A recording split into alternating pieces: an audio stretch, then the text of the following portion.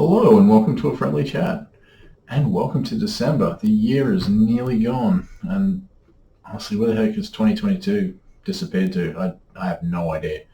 I feel like I've accomplished very little, but it's not entirely true. But yeah, so today's video, I'm going to talk about movies, but I'm going to talk about, and we're in tis the season, I'm going to talk about Christmas movies. But I'm going for a more of a horror theme, as I didn't do Halloween this year like I have in the past. So I'm gonna talk about Christmas movies that have a horror theme to them. I have a few. These are sort of go-to films for me that I really dig. And one of them was brand new that I actually saw in the cinema yesterday. Now, yeah, I suppose technically it's a horror theme to it, but it's more action and ridiculously violent. But I'll get to that one at the end of the video. So yeah, let's get this started and kick it off with my first choice. And now the news. Don't touch that dial. My first movie on the list is 1984's Silent Night, Deadly Night. I'm only relatively new to this series of films, and it is a series. There are, I think, 5 of them in total. I've watched 3 of them, and I stopped after number 3. It sort of took a dive, but, well, in my opinion. But, you know, hey, if you're a fan of the whole series, awesome. It's actually a very entertaining slasher film, really. It's got a lot of interesting thought put into it. It's not just like, oh, this guy's just killing cause. So basically it's about a guy named Billy who has the horrible experience of witnessing his parents murdered on Christmas Eve by men dressed as Santa Claus. That's bad enough, but compound that by him being thrown into an orphanage run by angry Catholic nuns who brutalize him pretty much his entire life, because that's all they know is whipping people and screaming at them. In this film, I know I'm not saying all nuns are like that, but yeah, and he grows up to become what seems to be a very well-adjusted young man. Gets a job in a toy store, and at the request of his manager, in his infinite wisdom, gets put in a Santa costume as the in-store Santa, and it flips the switch in his head, and basically he's going after people who are naughty. And yeah, that's pretty much the premise. It's very well. It's actually really well put together. It's got good pacing to it. It has a cast of people I really don't recognize. Other than Liana Quigley, who you will probably remember as Trash from Return of the Living Dead, who's awesome. She was a staple scream queen back in the day. And yeah, it's got some really interesting deaths. From a person who grew up in this time period in the 80s, whoever was responsible, I don't know if it was actually filmed in a real toy store or they just put one together out of, going, let's put all these here. It was kind of awesome, just like going, oh look, there's Jabba the Hutt from Return of the Jedi and stuff like that, like just box toys and stuff like that. That was really, me being a colossal nerd. But regardless of any of that stuff, it's a really good horror film. It's good as I say, good use of murders, and honestly, yeah, you'll probably get maybe a little bit squeamish at some of them, but some of them you'll be like probably going, wow, can't believe they did that. Now, granted, it is from 1984, and they didn't really pull punches back in the 80s. They just went, let's just kill people, in the movie. But that's how it is. But yeah, I really do recommend it if you're into a decent horror film, especially if you haven't seen it. I do recommend it. And if you're after something like around this time of year where you just feel like watching a Christmas movie, but I'm not interested in watching Miracle on 34th Street. Silent Night and Deadly Night from 1984. Give it a look. Alright, movie number 2 is the actual sequel to Silent Night, Deadly Night, which is Silent Night, Deadly Night Part 2. This one's an interesting one because it is really a clip show for the most part. It is the, all the best kills from the first movie done as a flashback.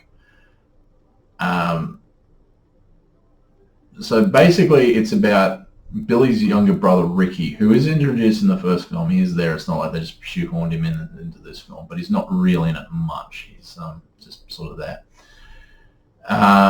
And he's already in a psych ward because he'd already done a bunch of murders, and he's being interviewed by basically a shrink there going, let's find out what's going on. So he talks about his brother's killing spree, and that's all the flashbacks from the first movie. But yeah, basically he has the same sort of trauma, like he witnessed the parents getting killed by the guy dressed as Santa Claus. He was never really like they never really dealt with it with him. He sort of just kept it in really. But he actually got out of the orphanage, and he was put in with a family. He had a decent life. And then his foster dad gets killed, and that's his sort of trigger, and then he just starts going really crazy. Now there is a great meme about this movie, which just makes me laugh every time I see it. But it is very entertaining, regardless of the fact that you were retreading stuff we've already seen. So if you're watching them back to back, it's kind of like, it's a little bit like, I've already seen this. If you've already seen number 1, you can just cheat and go, I'm just going to watch number 2, and I can see all the best bits of number 1, and then straight on to number 2, which, kind of works. But honestly, I do recommend watching number 1 all the way through, though. It's actually really solid. But regardless of the clip show sort of element of this, Ricky's a really interesting character. He plays off kilter really well, and yeah. So when he goes nuts, he goes nuts. But yeah, it is a pretty good sequel. Like, if it didn't have the clip show and it had just this is just Ricky. Don't worry about Billy. You can watch Billy's movie on his own. It'd probably hold up a little bit better as far as movies go. But that is, unfortunate. But it's still entertaining. It's still very entertaining. And I do recommend it. Maybe don't watch them back to back. Maybe watch one and then watch some other movies and then watch the second one maybe a week later or something like that.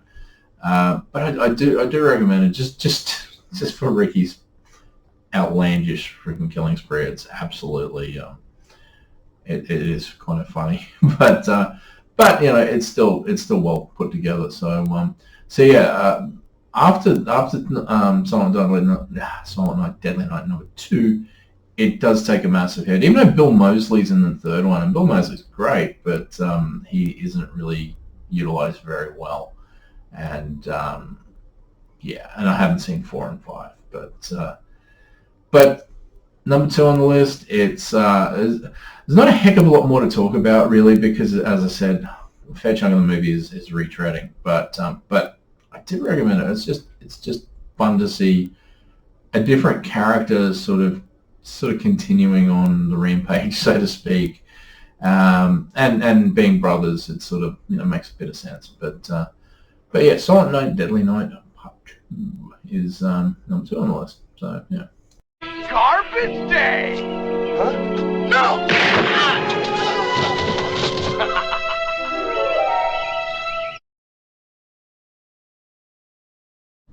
So movie number 3 on the list is a little bit of a mixed bag genre-wise. It's 1984's Night of the Comet, which I watched for the first time, which is terrible to say, but for the first time I watched it last year around Halloween. It was one of my Halloween films. Didn't realize it was set at Christmas, so I was like, well, next time I'll watch this at Christmas time. It is a fun film. It is science fiction, horror, comedy. There's lots and lots of mixed genres in there. Stars Catherine Mary Stewart from The Last Starfighter, and eventually Commander Chakotay, Robert Beltran from Star Trek Voyager. And yeah, it's just a fun film. Basic premise is there is a comet, overhead, and anyone who is stupid enough to be outside and witnesses gets turned to dust or becomes zombies. I don't know why some got turned to dust and one became zombies. Maybe they only saw some of the comet. I don't know. I didn't really. I don't know if it's explained or I wasn't paying attention, but it just is. Catherine Mary Stewart's character has a younger sister. They're sort of inside at the time. That basically they think that they're the only survivors in the city. So they do what teenage girls apparently want to do. They go to the shopping mall and hang out and do stuff. And then of course more people show up and they're worse than the zombies, as is in all zombie movies. But yeah, it's a fun sort of film. It's got a lot going for it. The characters are actually quite good. Like Rob Beltran's character is actually pretty stand up. He's not like a scumbag or anything like that. He has, he cares about his family, and it's sort of, he's sort of trying to make sure that they're okay, and if they're okay. Catherine Mary Stewart cares about her sister. Like they're good. They're kind of good people. So you do want them to succeed in this horrible new world. And I kind of like that in movies. I hate movies where you got like real scumbag characters and you're just like, I just want to see you die. But yeah, it's fun. It's I can't believe I hadn't seen it before. It's like one of those movies where I know a lot of people go, Night of the Comet, it's classic. It's like, no. I don't know why it slipped on my radar. It really shouldn't have, but it did. And I'm late to the party on it, unfortunately. But yeah, if you're interested in something that's not just straight slasher, it's not straight violence and stuff. You got a couple of kick-ass girls with machine guns, basically kicking ass and taking names and going, you know what, I'm not going to be a victim. It's good. They're really good. And Commander Chakotay, what's not to like? So I don't really want to get into any great detail on it because there's some nice twists and turns in there. I do recommend it. It's a fun, as I said, it's a fun movie. It's set at Christmas, so it definitely fits my my little category here. And yeah, all good character actors from the 80s and 90s with Robert Beltran. So yeah, Night of the Comet. Have you seen it? Am I just nuts recommending this film? As I said, I don't want to go into any great detail because I'd rather people go and see it. I don't want to do spoilers and stuff like that because it's like last thing I want when people go, well, I don't need to see it now because you explained every single facet of this film. So yeah, if I am being really, really vague, I am sorry, but I'm hoping that just by saying who's in it, the broad strokes of the plot, and what genres they are, that might be enough to kickstart your desire to watch these films. But yeah, so that's number 3 on my list is Night of the Comet.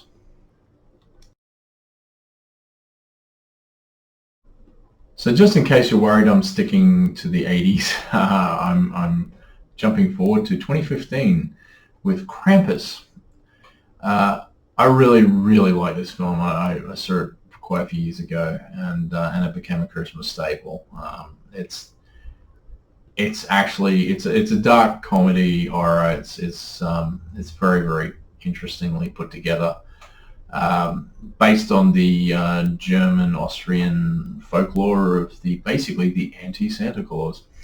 So yes, if you're a bad kid, Krampus comes along and not only gives you a lump of coal, but puts you in a cage and chucks you in the river for being bad. So don't be bad, because Krampus will get you. And then he carries a switch and will whip you as well. One of the greatest I think experiences was a few years back, where a group of people decided to interfere in Krampus Day in Austria, as a whole bunch of people dressed as Krampus, walking down the street going, hey, I'm Krampus. And a group of, malcontents decided, we don't care about your culture and we're going to get in the way. And got absolutely pasted. They whipped the hell out of them all with their switches, because they were carrying switches. And it's on YouTube. It's hilarious. So if you want to see a bunch of idiots get whipped with switches by an entire group of people dressed as Krampus, it's almost as good as the movie. But yeah, the movie's really interestingly put together. It's Michael Dougherty, who directed Trick or Treat, which is another great horror movie, really good one. I think he did the second of the American modern Godzilla films, King of Monsters. But yeah, it has it's got Toni Collette, it's got David Kochner, it's got I always keep forgetting his name. It really embarrassing sometimes. Adam Scott. I don't know why I keep forgetting Adam Scott's name. Probably because he has two first names. From Parks and Rec, and he's great. And yeah, basic broad strokes premise. Family, extended family get together. They're a little bit dysfunctional. They're not bad people. They're but there's a little bit of sort of snarkiness between different members of the family. One of the kids is a little bit bummed out by the whole thing and accidentally does something that causes Krampus to come along and basically put him through the ringer. So it isn't spiteful. It is like the kid didn't do it deliberately. It just happened. There is some nasty stuff in there, and Krampus has some interesting minions, so to speak, and they're all basically Christmas themed minions, like elves and gingerbread men and stuff like that. But the design of Krampus is awesome. He's a you look at him and just go, that is truly terrifying. I do not want to mess with that. But yeah, it is a very, very cool film. It's got it does ratchet up quite nicely. Like, you do actually feel concerned for the family, because it's like they have no clue what they're up against, and it is one of those things where it's like, this is a creature of folklore. How do you deal with that? Especially if you don't know about the folklore. But yeah, no, everyone's great. I mean, Toni Collette's always good. Adam Scott's great. David Kochner's always good too. And there's a bunch of other people I can't think off the top of my head, and I'm really sorry about that. But and it's weird to say modern, because 2015, we're in 2022. That was a while ago. But by comparison to 1984 movies that I've been talking about, it's a lot more modern. But I do recommend it. It's a good Christmas movie. It's just, we just go, this dysfunctional family get together, and are they going to be, a functional family by the end of it? Fingers crossed. But yeah, it's as I said, really awesome designs. Like Krampus himself has a fantastic design. I mean, the folklore creature looks just monstrous. You just, I don't want to be on the naughty list. Let's put it that way. So I don't want to be beaten with a switch and thrown in a river. But all as I said, he has minions, and all these minions are really like the gingerbread men have like teeth and horrible stuff. But yeah, really cool designs. And as I said, if you like Trick or Treat, which is a really good anthology Halloween film, yeah, he did a great job with that, and he did a great job with Krampus. So if you want something just a little bit different, I do recommend Krampus. It's I'll be very surprised if you watch it and just go, yeah, like, I mean, it is like it can come across as a bit spiteful, but as I said, it's there was no intent with the kid. Like, the kid can just go, screw my parents, I'm calling Krampus to mess them up. It was like it was one of those things where it's like, the whole scenario is an accident, and how do you that sometimes can be worse, because it's like, well, I don't know what's happening, I don't know what's going on, how do we deal with this? But yeah, it's a very neat film. It's very well put together. It's great acting, good directing, great set design, costuming, all of that jazz. It's just, I don't know, I just think it's firing on all cylinders. So yeah, for a more modern take on horror, my number 4 film is Krampus from 2015. So, let's step up to now, 2022. So on Friday, just past, a friend of mine and my mate has a really good channel too called Monster Review with Critic, where he does reviews of horror movies with zero spoilers, and they're very, very short and punchy and very, very fun. So I do recommend checking it out. I'll leave a link to his channel in all the information below. But we went and saw Violent Night. We saw the trailer for it, I think, a week ago, and just laughed just consistently through it. Just think, this is awesome. Now, I'm wondering if the people who came up with this movie watched Scrooged recently and when they had the sequence, the night the reindeer died, when terrorists attack Santa Claus's village and Lee Majors comes and saves the day. I wonder if they took that and went, I like that concept, but let's do a more Die Hard scenario. And oh boy, did they. So broad strokes of this one is a ridiculously wealthy family, just almost evil levels of wealth, have a compound out in the middle of Connecticut somewhere in the snow, and it's Christmas Eve, and basically a group of robbers, and it's like terrorist level robbers, like your Hans Gruber types, show up to raid the vault because there's money in the vault, like millions of dollars in the vault. And Santa's on site, and he's already disgruntled because of the way people are these days. No one believes and stuff like that. And he's but he's happy with the cookies that were left out for him. He was really pleased with that, and he sort of falls asleep in a massage chair when gunfire happens. So instead of John McClane, we've got Santa Claus, and yeah, it's incredibly fun. There's elements of Die Hard. There's elements of Die Hard 2, and there's elements of Home Alone. And it's ridiculously fun. David Harbour, from people remember from Strange Things, or The Newsroom, or the recent Hellboy, plays Santa Claus. He is magnificent. It's just absolutely awesome. And the best thing about it is Santa has a backstory too. I won't go into that, but it is a really interesting backstory. It's like, wow, you kind of understand the naughty nice list. You understand a lot about him, and he doesn't really want to get involved. But one of the potential victims of this entire horrible night is someone on the nice list, and he really has to help. And it is hilarious. It lives up to its title. It is ridiculously fun. And I must admit, I've probably sounded a bit psychotic because I was laughing a lot during some of the death sequences.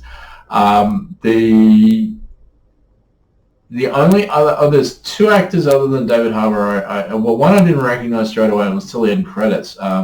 the matriarch of the family, who's really horrible, is Beverly D'Angelo from the Vacation films. That was awesome because Christmas Vacation, Christmas film. Yeah, she's really horrible. And the lead bad guy is John Leguizamo, and I really like John Leguizamo when he's playing a more serious role because he's actually really good at serious dramatic stuff. I prefer him doing that than, say, being the Pest, because the Pest really annoyed me. But John Leguizamo is great. David Harbour's magnificent. The little girl who's sort of talking to Santa on her CB, not CB, it's walkie-talkie. CB sound like I'm in the 70s. But I'm talking to Santa on the walkie-talkie, so it's very reminiscent of Al Powell and John McClane talking. She steals pretty much every scene she's in. But yeah, if you have a chance to go see it, I do recommend it. It is a fun theater experience. There weren't many people there, but I was listening to them as they were leaving, and everyone seemed to have a blast watching this film. It was just really dumb fun, but it's dumb fun, but not. It's not to be insulting. It's just like, it had a good message to it.